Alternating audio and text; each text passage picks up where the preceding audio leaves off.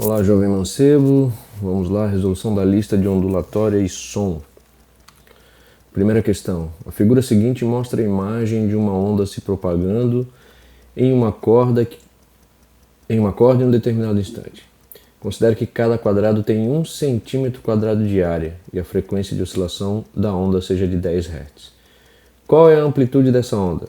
Se a amplitude aumentar, mantendo-se a mesma frequência de oscilação, o que ocorrerá com o período da onda? Então, a primeira informação, cada quadrado desse tem 1 centímetro quadrado, significa dizer que cada lado dele tem 1 centímetro. Para responder qual é a amplitude dessa onda, a gente precisa saber essa informação. Então, a amplitude da onda é o quanto o meio foi perturbado, tanto para cima quanto para baixo. Então, se a gente olhar aqui o tamanho das cristas e o tamanho dos vales, todos eles têm 2 quadradinhos, ou seja, 2 centímetros. Então, o valor da amplitude é 2 centímetros ou 0,02 metros. Se a amplitude aumentar, mantendo-se a mesma frequência de oscilação, o que ocorrerá com o período da onda? Bom, visto que a frequência permanece constante, então não vai acontecer nada. O período depende da frequência e como a frequência permanece a mesma, então não existe alteração no período da onda. Qual o valor do comprimento de onda? Bom, o comprimento de onda a gente sabe que depende da repetição da onda. Então aqui nós temos uma subida completa, uma crista, uma descida completa, um vale, e nós temos um comprimento de onda. Então se eu contar os quadradinhos, 1, 2, 3, 4, 5, 6, 7, 8, 9, 10, então eu sei que eu tenho 10 centímetros de comprimento de onda ou 0,1 metros. Fim da questão. Questão número 2. As figuras ao lado mostram imagens instantâneas de ondas que se propagam em uma mesma corda elástica. Com a ajuda de uma régua, ordene as ondas A, B, C e D em ordem crescente de seus valores de amplitude, comprimento de onda, frequência e período. Bom, aqui estão as ondas e a primeira coisa que a gente vai fazer é verificar quem tem a maior amplitude. Para isso eu vou fazer o seguinte, eu vou colocar uma onda em cima da outra. Então, essa é a onda A e essa é a onda B. A onda B, como eu posso ver, tem uma perturbação maior, então a amplitude da onda B é maior que da onda A. Quando eu coloco a onda C, eu percebo que a onda C é menor do que a onda A e menor que a onda B. Então, de certeza, eu já tenho a sequência C, A, B. A onda D tem a maior perturbação de todas, ela atinge o ponto mais alto de todas elas. Então, para a amplitude, eu tenho essa sequência. Onda C, a menor amplitude, onda A, seguida da onda B e depois da onda D. O comprimento de onda, eu preciso identificar o tamanho da onda. Então veja só, vou começar pela onda A. A onda A tem uma crista e um vale, termina aqui. Então se eu comparar com as outras ondas, eu vou perceber que a onda A, ela é maior que a onda B, que termina aqui, que é maior que a onda C, que termina aqui. E a onda D é a maior de todas. Então, o comprimento de onda, que é o tamanho da onda para ela começar a se repetir, fica nessa ordem. C, B, A e D. Bom, a frequência depende da quantidade de repetições. Então, a gente tem que contar, por exemplo, quantos picos e quantos vales cada onda tem. Então, se eu começar com a letra A, temos 2 picos e 1 vale. Na B nós temos 3 picos e 2 vales. Na C, 3 picos e 3 vales. E na D só temos 1 pico. Então, a frequência da onda é a quantidade de vezes que ela se repete em 1 segundo. Né? Então, a onda C ela se repete mais vezes. A onda B, um pouquinho menos. A onda A, menos ainda. E a onda D, a menor de todas. Então, em ordem crescente, ficaria assim. D menos que A, menos que B, menos que C. A maior frequência é a maior quantidade de repetições que nós temos. A onda B, a segunda maior quantidade de repetições. A onda A, a terceira. E a D, a quarta. Então, assim, isso em ordem decrescente, né, das frequências. Mas como ele quer em ordem crescente, é o contrário. É D, A, B, C. Bom, se essa é a frequência, o período a gente sabe que é o inverso da frequência, então é a sequência oposta. Tá? Nós não temos como medir o período, mas nós sabemos que o período é o inverso da frequência. Então, questão finalizada. 3. Considere que uma pessoa gere uma onda transversal em uma corda ao oscilar sua mão para cima e para baixo, com uma frequência de 5 repetições por segundo. Nessa situação, qual será a frequência de oscilação da onda que se propagará através da corda? Bom, como você pode ver aí pela imagem, o tanto quanto é mexido é propagado. Então, se a pessoa faz 5 repetições em um segundo, essa é a frequência de oscilação dos braços, né? São 5 Hz. Então, a medida que é produzida pela mão é transmitida para a corda, e então a onda propagada na corda vai ter uma frequência igual a 5 Hz também. 4. Duas ondas transversais A e B se propagam em duas cordas idênticas, uma em cada corda. Considerando que a A tem o dobro de frequência de oscilação da onda B, nessa situação, qual é a relação entre os comprimentos de onda das ondas A e B? Explique sua resposta. Bom, aqui nós temos as ondas A e B. Se você for ver aqui o tamanho do comprimento de onda, você consegue analisar o seguinte, que se esse aqui é o período, né, para que eu tenha uma repetição completa, na onda A eu tenho o dobro da frequência, porque eu tenho o quê? 2 repetições dentro de um segundo.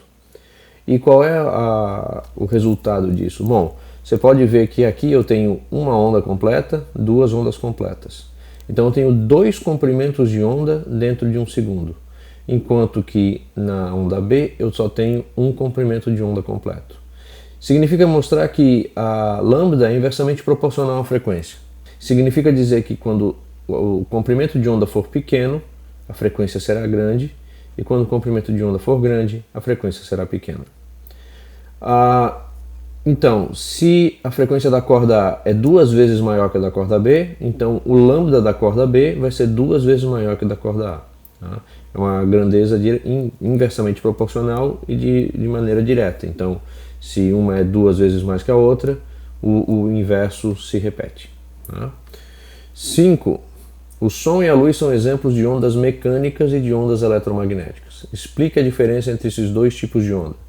Bom, como já foi visto, ondas mecânicas, elas necessitam de um meio material para se propagar. Elas transportam energia na matéria, então é preciso que existam átomos para que ela se propague. Já as ondas eletromagnéticas, elas não necessitam desse meio material para se propagar, porque elas utilizam campos elétricos e campos magnéticos que não necessariamente precisa ter matéria próxima, né? Como a gente sabe, o campo elétrico e o campo magnético eles têm alcance infinito, então esses campos eles podem oscilar, e é nesses campos oscilantes que as ondas eletromagnéticas se propagam. Portanto, não tem muito mais o que acrescentar. A diferença fundamental é que as ondas mecânicas precisam de átomos, precisam de um meio material para se propagar, enquanto que as ondas eletromagnéticas não precisam necessariamente de átomos para se propagar. Elas precisam de campos elétricos e magnéticos. 6. As ondas sonoras subdividem-se em infrassom, som e ultrassom. O que diferencia essas ondas sonoras? Qual delas podemos escutar? Bom, aí é simples. Os sons audíveis, aqueles que podemos escutar, estão numa faixa entre 20 Hz e 20.000 Hz. Essas são as ondas que nós podemos escutar. Os sons de 20 Hz, com pouca frequência, são considerados sons graves, enquanto que os sons com maior frequência, próximos a 20.000 Hz, são sons agudos. Tá? Abaixo de 20 Hz nós temos o infrassom, que são ondas que têm frequências inferiores a 20 Hz, e acima de 20.000 Hz nós temos o ultrassom, sons com frequências superiores a 20.000 Hz. Essas duas faixas não podemos escutar porque nossa membrana timpânica não vibra com frequências abaixo de 20 Hz nem acima de 20.000 Hz. Portanto, a única faixa que podemos escutar são os sons audíveis entre 20 Hz e 20.000 Hz. 7. Em filmes de ficção científica, cujo cenário é o espaço sideral, é comum encontrarmos cenas de explosões em que vemos e ouvimos as explosões simultaneamente. Considerando os conhecimentos científicos, quais são os erros conceituais de tais cenas? Bom, é bem comum isso, você já deve ter visto, por exemplo, Guerra nas Estrelas, né? E qualquer explosão no espaço é seguida de um barulho ensurdecedor. Tá? Vamos fazer o seguinte experimento. Tá? Vamos colocar a Estrela da Morte, por exemplo, ao lado da Lua. Tá? A Estrela da Morte aqui representada por essa, tá? Na animação, tá? A menorzinha, a primeira Estrela da Morte.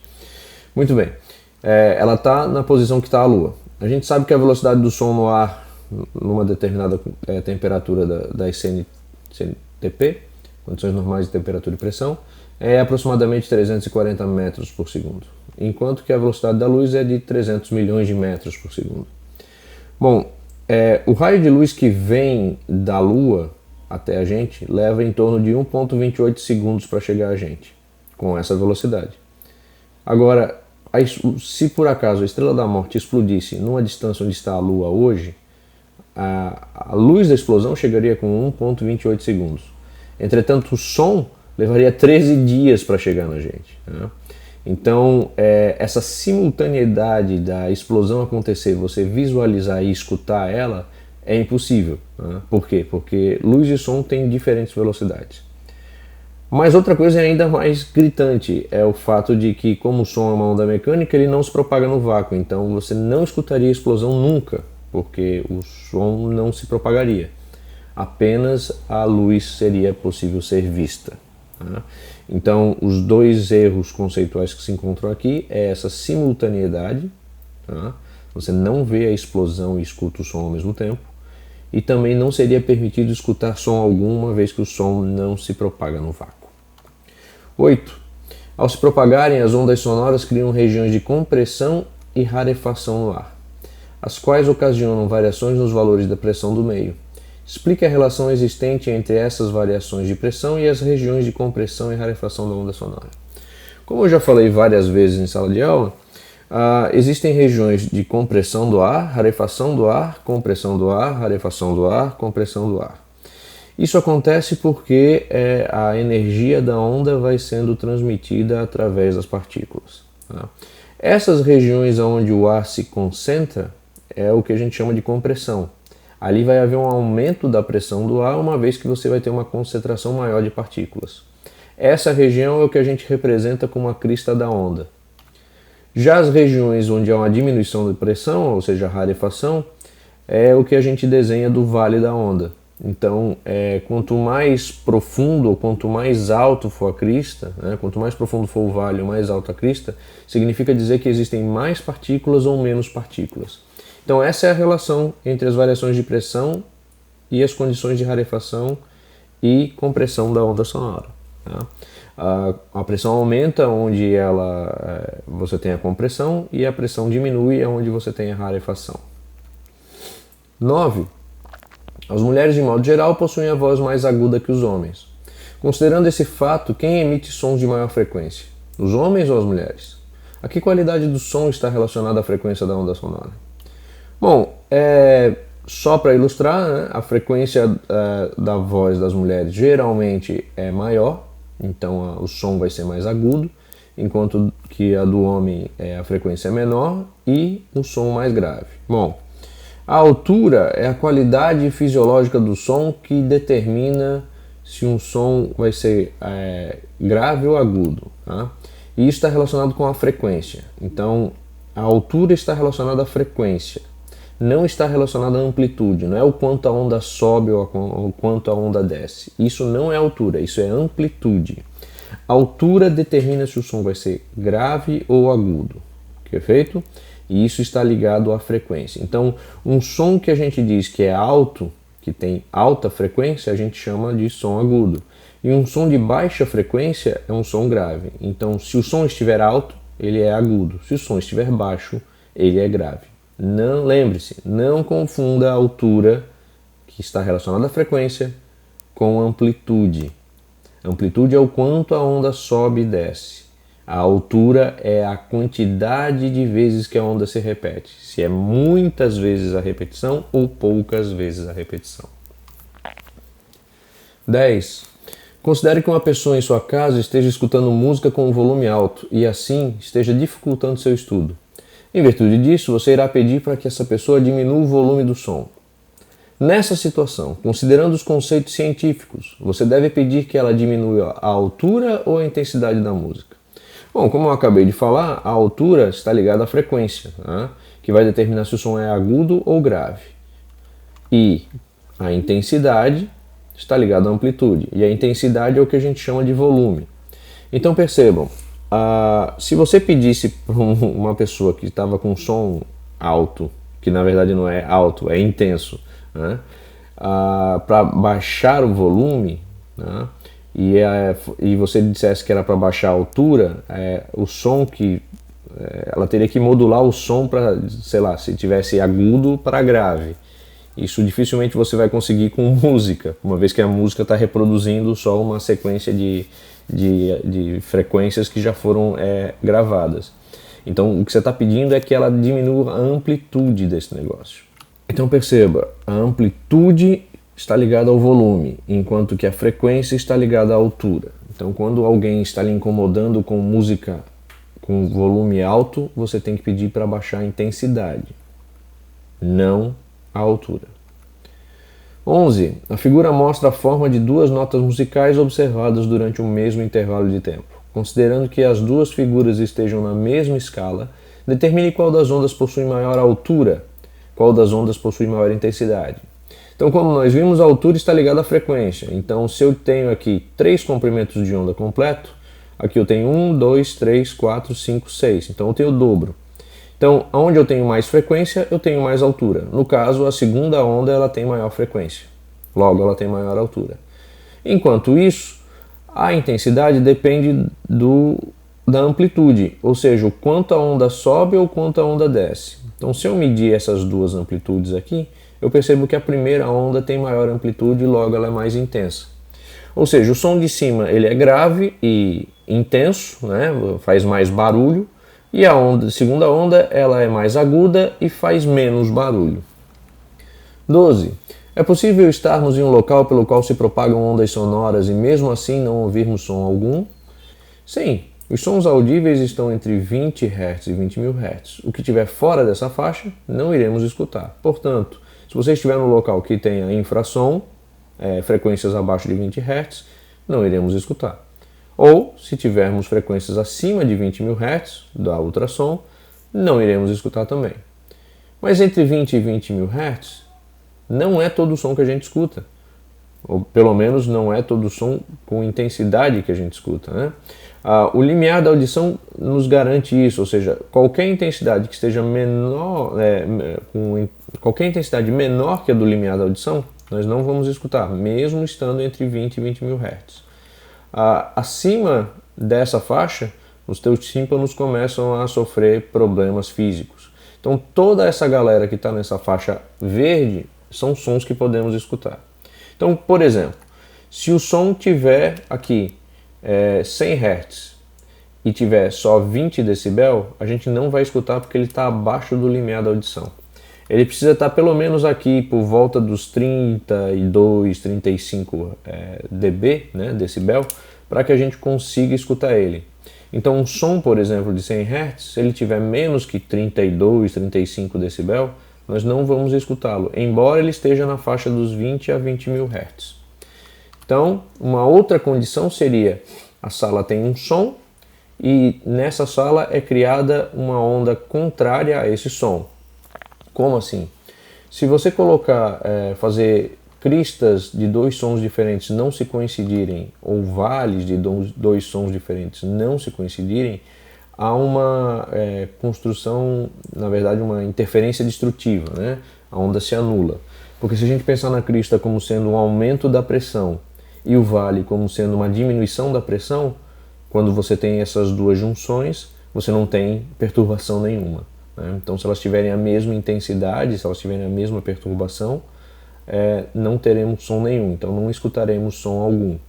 Então, são essas três situações. Se a onda for destruída por interferência, se a onda tiver uma intensidade inferior ao limiar da audição e se a onda estiver nas faixas que não podemos escutar, do infrassom ou do ultrassom. Então vamos lá, uma perturbação periódica em uma corda produz a onda de frequência 40 Hz e comprimento de onda de 15 centímetros. Nesse caso, calcule o período da onda e a velocidade da onda. Bom, no sistema internacional, 40 Hz de frequência e 15 centímetros de comprimento de onda viram 40 Hz de frequência e 0,15 metros de comprimento de onda. Bom, para calcular o período, eu preciso pegar a equação, que é a frequência igual a 1 sobre período, e o inverso dela é período igual a 1 sobre a frequência. Eu tenho o valor da frequência, jogo ali, 1 sobre 40 dá 0,025 segundos. 0,025 segundos é o valor do período dessa onda. Para calcular a velocidade, eu só preciso multiplicar pelo comprimento de onda. Então, se o comprimento de onda é 0,15 vezes os 40 Hz, vai me dar uma velocidade de 6 metros por segundo. Fim da questão. 14. Considere que uma onda, ao mudar de meio de propagação, tem sua velocidade dobrada, enquanto sua frequência permanece constante. Nessa situação, o que ocorreria com o valor do comprimento de onda dessa onda? Bom, eu sei que velocidade igual a lambda vezes a frequência. No meio 1, o problema me informa que a velocidade da onda tem um valor qualquer e eu vou dizer que é velocidade v. A frequência tem um valor qualquer e eu vou dizer que a frequência é f. E o comprimento de onda tem um valor qualquer que eu vou chamar de lambda. Quando ela vai para o meio 2, eu tenho certeza, porque o problema me informa, que a velocidade dobra, então vai ficar 2 vezes o valor de v. A frequência permanece a mesma, portanto fica o valor de f, e o comprimento de onda fica como? Bom, se eu jogar valores, se eu atribuir valores para velocidade no meio 1, eu posso fazer assim, ó, velocidade igual a 2 metros por segundo, frequência igual a 1 Hz. Então, se eu jogar esses valores ali na minha equação da velocidade, eu vou ficar com 2 sobre 1, que vai dar 2 metros de comprimento de onda. Pois bem, então foi garantido pelo problema que a velocidade dobraria no meio 2. Então, se a velocidade no meio 1 é 2, no meio 2 vai ficar 4. A frequência permanece a mesma, 1 Hz. Então, se eu jogar esses valores na equação, aí eu vou ter 4 metros de lambda. Isso significa dizer que se lambda fica 4 metros, ele era 2, então vai dobrar também o valor do comprimento de onda. Significa dizer que a velocidade dobrando, a frequência permanecendo constante, o comprimento de onda também vai dobrar. Então, como a gente já viu, comprimento de onda e frequência são inversamente proporcionais. Então, se a velocidade dobra a frequência e a frequência permanecer a mesma, o comprimento de onda vai dobrar de tamanho como a velocidade. Perfeito? Um gato consegue executar ondas sonoras com frequência de até 70.000 Hz, enquanto que morcegos podem escutar sons até 120.000 Hz. Qual desses animais pode escutar sons de menor comprimento de onda? Bom, a gente viu no item 4 dessa lista que o lambda é inversamente proporcional à frequência. Então, quem tiver o maior comprimento quem tiver a maior frequência vai ter um menor comprimento de onda.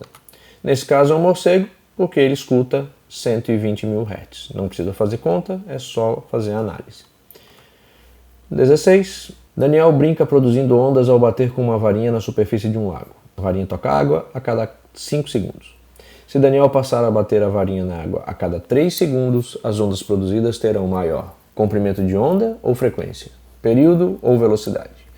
Bom, se o período for de 5 segundos, Daniel vai fazer ondas desse tipo, mais espaçadas, demoram mais a acontecer. Se ele reduzir para 3 segundos, obviamente que a frequência vai aumentar. Então veja só.